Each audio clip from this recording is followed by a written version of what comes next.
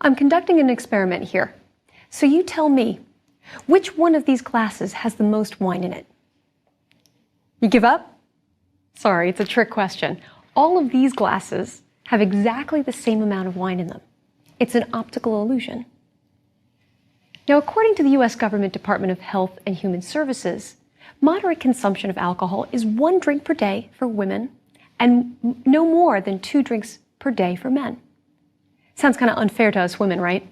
But women process alcohol differently, and they generally have less muscle mass than men. So alcohol becomes more concentrated in their body tissues.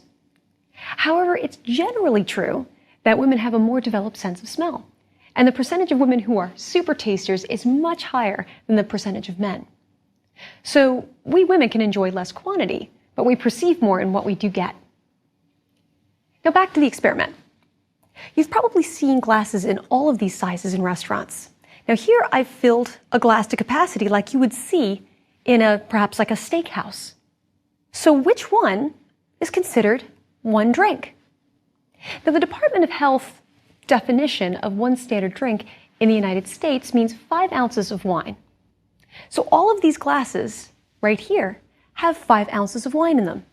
But notice how little 5 ounces looks in the Bordeaux or the Burgundy glass, and how much more it looks in this wine glass. I mean, it's surprising how the same amount of wine can look so vastly different depending on the glass. Now, restaurants sometimes buy bigger glasses because they look more impressive, and they do. But how much are we getting in this glass? So let's find out.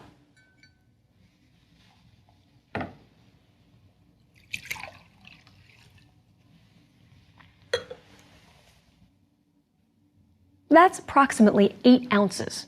So if I'm supposed to have 1 drink a day, which one is it? I'd like this one, but that's over 1.5 drinks. Now 1 bottle has approximately 5 standard drinks in it. So do the math. This may explain why when you go to a restaurant and order only 1 glass of wine or finish an entire bottle with your sweetie, we feel tipsy. So does this mean that 5 ounces is the right serving size for all wines? Not really. So let me show you something else. In our last lecture, we spoke of California, where the sun is shining, the climate can be really hot, and sometimes the grapes can get super ripe. After fermentation, all that sugar turns into alcohol. So here we have a German Riesling, and we have a California Zinfandel. The German Riesling has about 8% alcohol, and the California Zinfandel has 15.5% alcohol. Zinfandel as a grape loves the sun, and I've seen bottles at 17% alcohol by volume.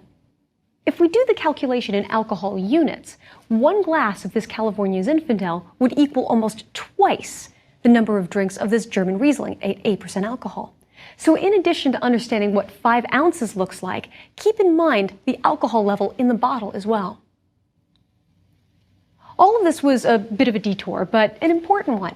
Let's move to the coast now, from California to Washington and Oregon, which have cooler climates than California. You'll need the following wines: an Oregon Pinot Gris, an Italian Pinot Grigio, an Oregon Pinot Noir, preferably from the Willamette, a Washington Merlot, a California Merlot, and a Washington Syrah. Look at a map of Washington and Oregon, and you'll notice a geological structure that runs through both, the Cascade Mountains. This is significant in terms of their respective climates. Most of the vineyards in Oregon are on the west side of the Cascades, and most of the vineyards in Washington are on the east side of the mountains. Now remember in Lecture 8, when we spoke of the wet climate of Oporto and the dry, warm climate of the Douro Valley? The same concept applies here in Oregon and Washington, and explains the differences in grape varieties and the specialties within each state. Now, as I said, most of the wine regions in Oregon are on the west side of the Cascades. This gives their wine regions more of a maritime influence from the Pacific Ocean. This means it's cool, more humid, and has a longer growing season, which makes it perfect for cool climate varieties. Now, why do we care about the temperature and length of the growing season? Think of it as you would of cooking. When I was first learning how to cook, I could never cook chicken properly. I'd put it in a really hot oven, and while on the outside it looked really golden brown and yummy, on the inside it was totally raw. And this is the same with grapes. Well, sort of.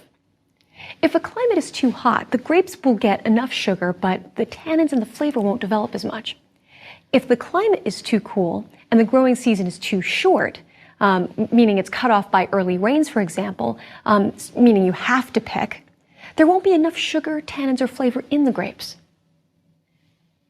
You may get some green, underripe flavors as a result of this. However, when the temperature is just right and the growing season is long enough, everything comes into balance. Yield and style have an impact as well. In Oregon, Pinot Gris does very well, but let's taste it versus an Italian Pinot Grigio. Same grape, two different countries. Now again, make sure that the wines you compare match each other in vintage and price point as much as possible, because this gives you a more apples to apples comparison. So let's take a look at our Pinot Gris and Pinot Grigio. Let's smell them. You're probably going to find the color is going to be very similar between these two, but let's smell them.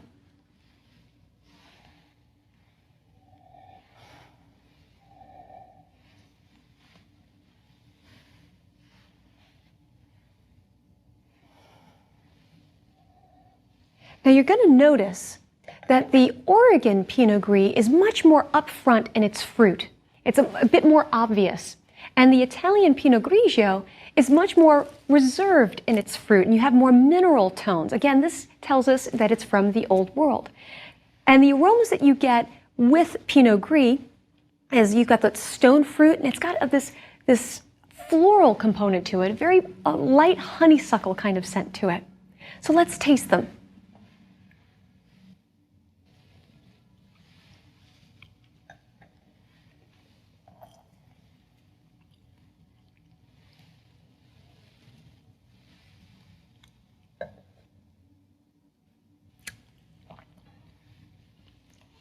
The Oregon Pinot Gris is a bit more fuller bodied than the Italian Pinot Grigio. That's not to say it's a full-bodied wine, but it's fuller in body than the Italian Pinot Grigio.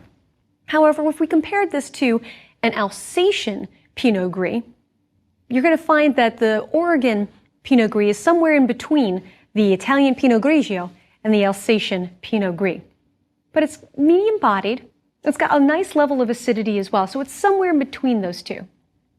So the Oregon Pinot Gris, in terms of style, is kind of a cross between the unctuous flavor style of Alsace and the very medium everything ever popular of Pinot Grigio.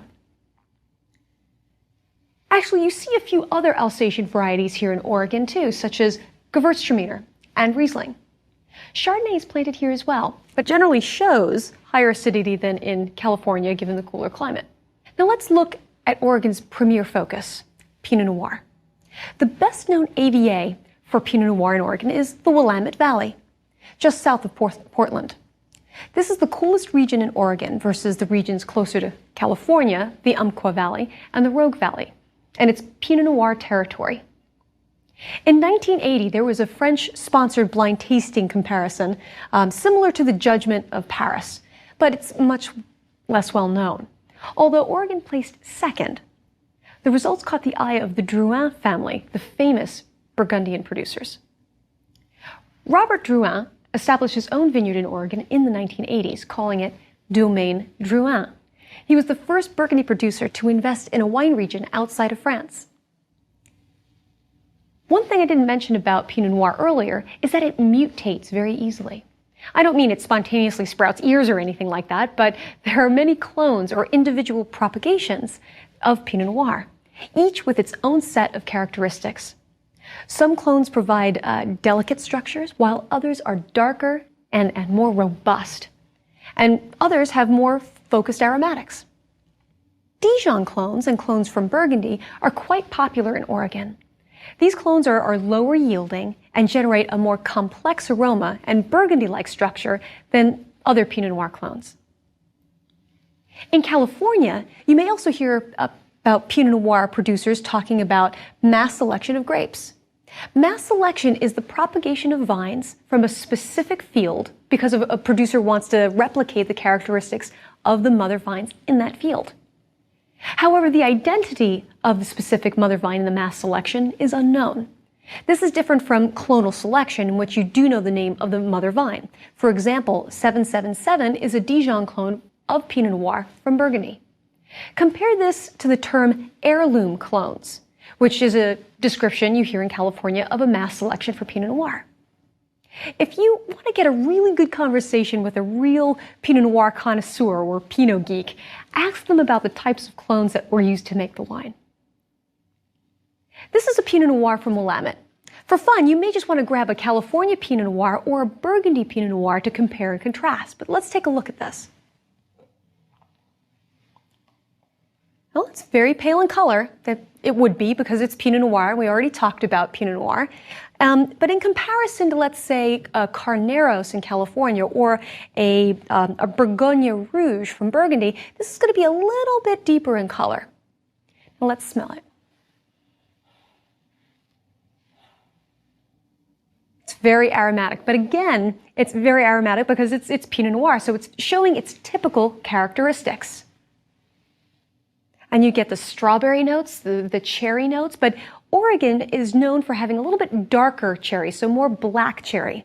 And I also, just like I get in Russian River, every once in a while I get this kind of cherry cola kind of aroma to it.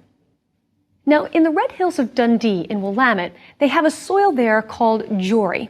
It's a type of clay loam, and the Pinot Noir that's grown in this type of soil has a higher level of acidity and generally is brighter in its character. Now, this is opposed to the Willackenzie soil that you get in the Yamhill foothills. And the Pinot Noir that's grown there has a darker, bigger structure. So let's taste this.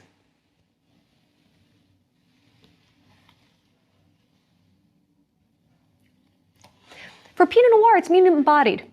And I do get some more dense tannin in there, but it's not gripping, nowhere near like Cabernet Sauvignon. But it's a little bit more dense for a Pinot Noir.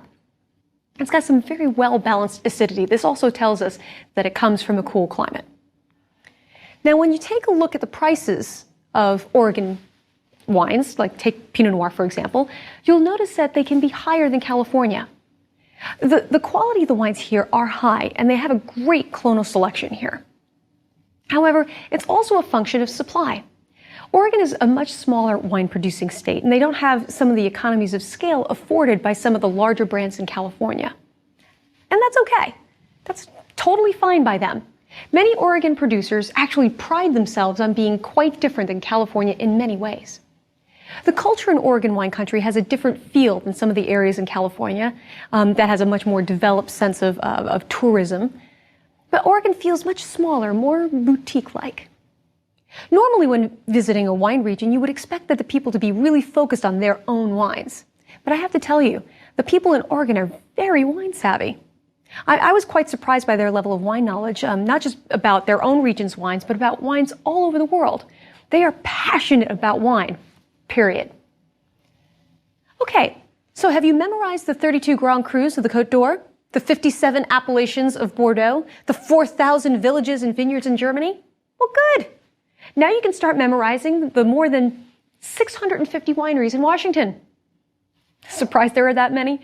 Though a distant second to California, Washington is the second largest wine grape growing state in the United States. In Washington, close to Seattle, is the AVA of Puget Sound. This region is on the same side of the Cascades as the Willamette Valley and has the same maritime influence. Seattle is known as one of the world's wettest cities, but on average it's drier than Burgundy, sunnier than Bordeaux, and is cool as the Loire Valley. Here you also see Pinot Noir. And if you're in the Seattle area, you should probably take advantage of their wine tasting opportunities. Now, about a 2-hour drive east of Seattle and the Cascade Mountains is Washington's largest AVA, Columbia Valley.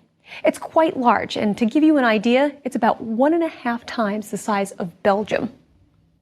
Now, some producers in Washington will tell you that they're on the same latitude as Bordeaux, which is true.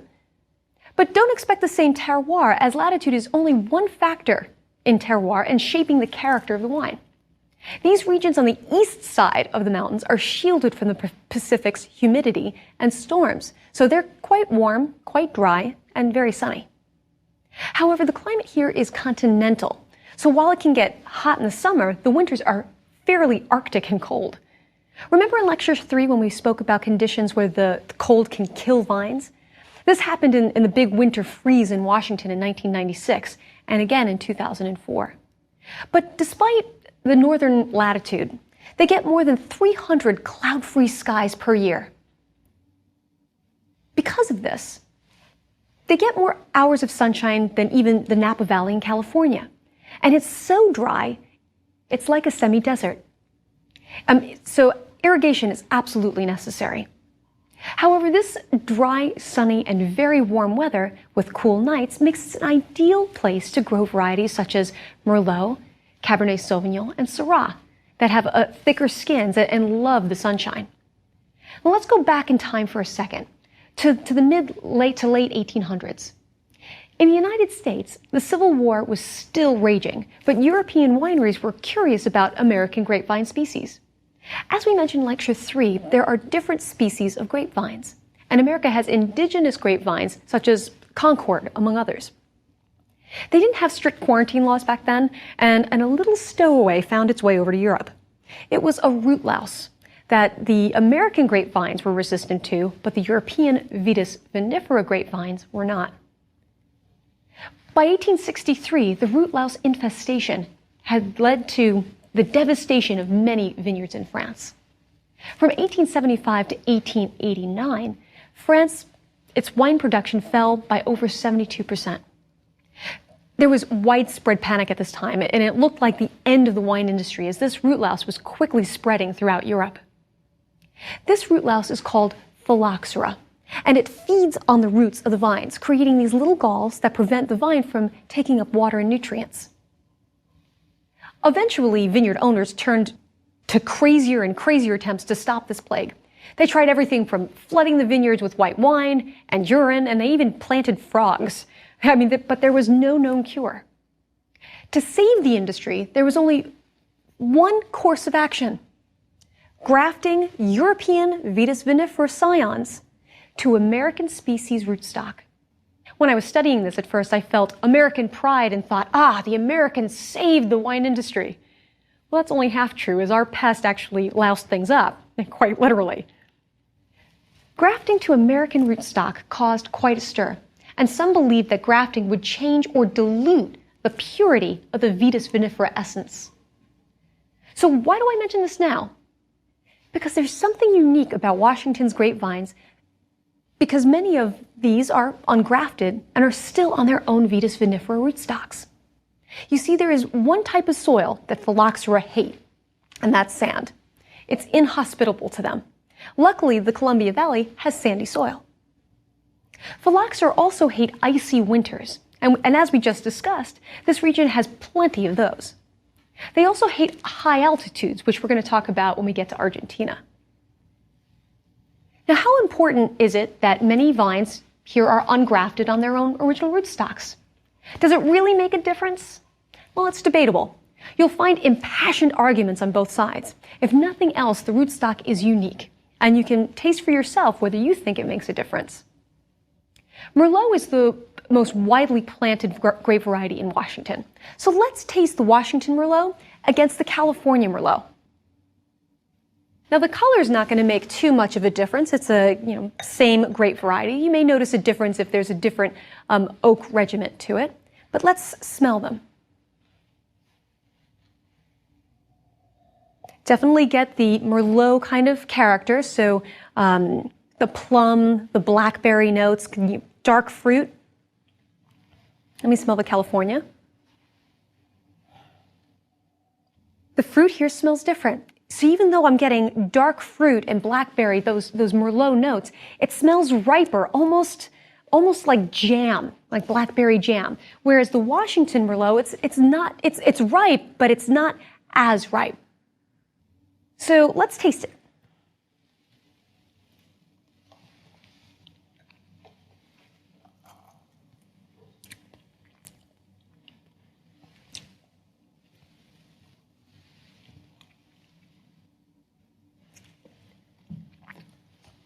You'll notice that the Washington Merlot is a bit higher in its acidity, and feel free to go back and forth back and forth between these two in order to really get the differences. The body and weight of the California Merlot is a bit bigger. And you'll also notice the warmth on your back palate because the California Merlot is a bit higher in alcohol. These are two very different expressions of Merlot. One is of the California expression and the other is Washington. The Washington Merlot comes from Columbia Valley, but there are two sub-appellations within Columbia Valley, the Yakima Valley and Walla Walla Valley. Yakima is the historical center of Washington's wine industry, and most of the vineyards are on the southeast-facing slopes of Rattlesnake Hills and Red Mountain near Benton City.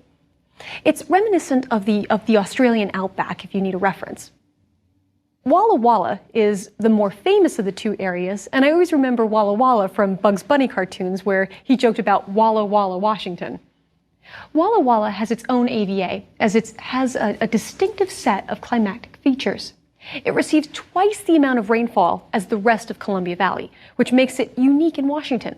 Winemakers there don't have to irrigate as much, and some don't irrigate at all. Cabernet Sauvignon is found here, and in fact, Walla Walla is well known for it, as well as for Cabernet Franc, which is the state's fourth most planted grape variety. Betts Family Vineyards is one of my favorite producers, as they were the first luxury Washington wines that I tasted. And besides, their winemaker is a brilliant master of wine.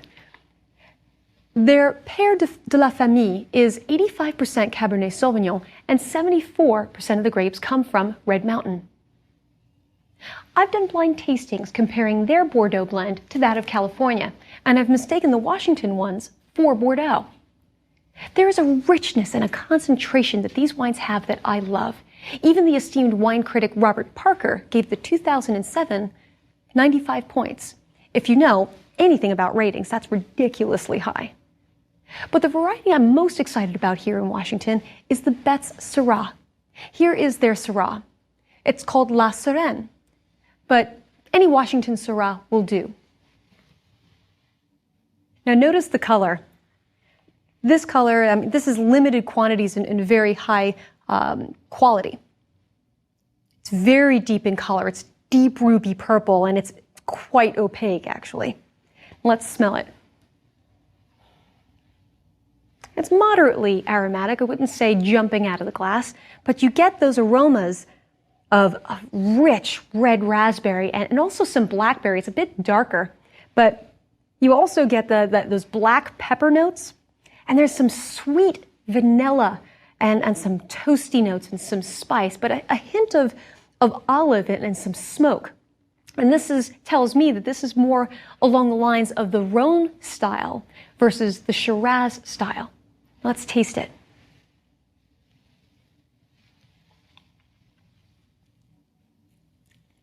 Now for a Syrah, this is quite full-bodied. The acidity is very well balanced, but it's very rich, concentrated and dense. It's got some gripping tannins, but it's very well balanced. It's just balanced up here. But if you notice, even as I'm talking, the more I talk, the flavors just keep jumping out. It has a long, long finish and many complexities and layers of flavors. However, you do see both styles of Syrah and Shiraz in Washington. So if you're in a restaurant or a store and you're looking at a Washington Syrah, you may want to ask the sommelier who has tasted it recently or the retail staff if it's a Syrah style or a Shiraz style. Tasting Syrah here reminds me of how noble Syrah Shiraz is, that it can grow in such a variety of climates and give unique expressions of terroir, yet keep its integral characteristics. Now it's time for another challenge. We're 75% of the way through this course, and I think you'll be surprised by your knowledge at this point. Here I have two wine reviews. Wine review number 1. Deep ruby color and concentrated fruit with tons of ripe blackcurrant fruit and cassis, vanilla, a hint of coconut, cigar box, and mineral notes.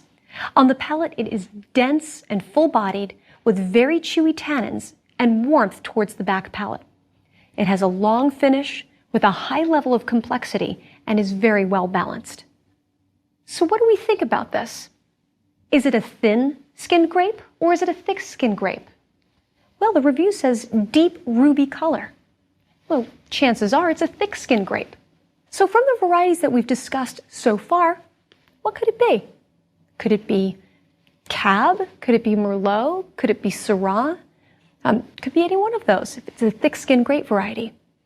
So is this from a cool climate or a warm climate? Well, it says ripe blackcurrant fruit, and it also talks about very chewy tannins, full body, and warmth on the back palate, which tells us that it has alcohol. So chances are it probably comes from a warm climate. Now, does it come from the Old World or New World? Let's take a look. I see here that it says mineral notes. So is that Old World or New World? Old World. Chances are when you see a note like that that says mineral notes, it's Old World. Now, how about American oak or French oak? Let's take a look. Well, it says vanilla, which we know is an oak note. Hint of coconut, we know that is an American oak characteristic. So it could be both. I don't want you to be able to try to say this is definitely American or French. I just want you to start thinking about this. Now let's look at the quality level. Is it a low quality, medium quality, or high quality? Well, here it says it has a long finish with a high level of complexity and very well balanced. Those are quality parameters.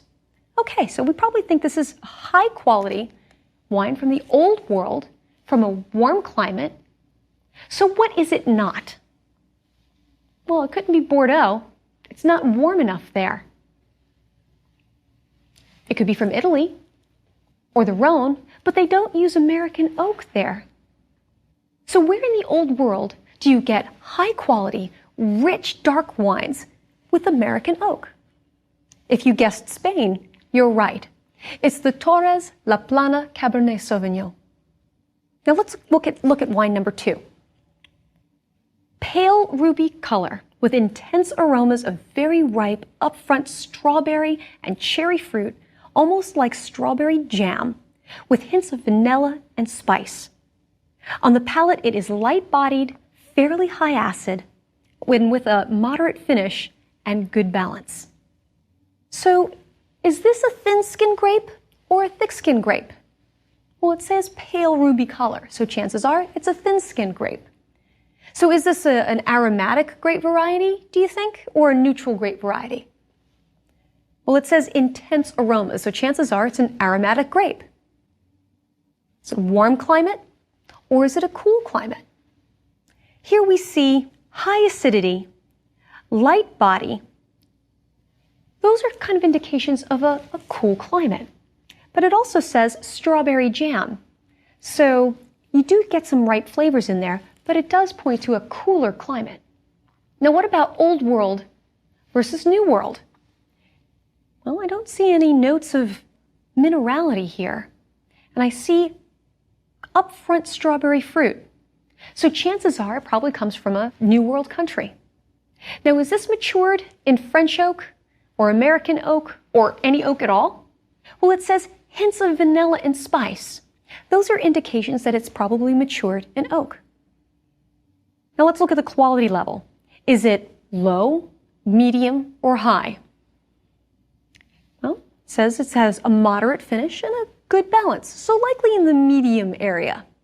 So now we have a good quality Pinot Noir from the New World. So where could it be from? If you said it was from California, you would be right. What gave it away?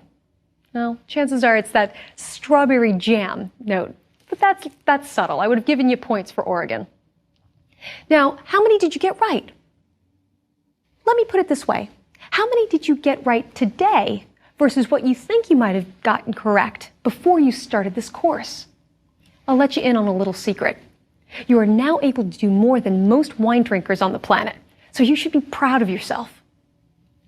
Actually, that test I just did with you, I do with my husband all the time. I'll come home with a bottle of wine, hide it in the kitchen, cover the bottle with aluminum foil, and test my husband. At first he would say, "Oh, honey, I just want to drink. I don't want to do this." But after doing it a few times, whenever we have guests over and I try this little test out, he's the first to say, "It's a thick-skinned grape variety. I think it's Cab because it's got that green bell pepper notes."